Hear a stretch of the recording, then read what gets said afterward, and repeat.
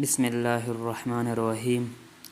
حضور رحمت عالم صلی اللہ علیہ وسلم نے ارشاد فرمایا کہ اللہ تعالیٰ اس شخص پر رحم نہیں فرماتا جو لوگوں پر رحم نہیں کرتا۔ رسول اکرم صلی اللہ علیہ وسلم نے ارشاد فرمایا کہ اپنے بھائی کو دیکھ کر مسکرانا بھی صدقہ ہے۔ حضور اکرم صلی اللہ علیہ وسلم نے ارشاد فرمایا کہ سب سے بڑی زیادتی کسی مسلمان کو بے عزت کرنا ہے۔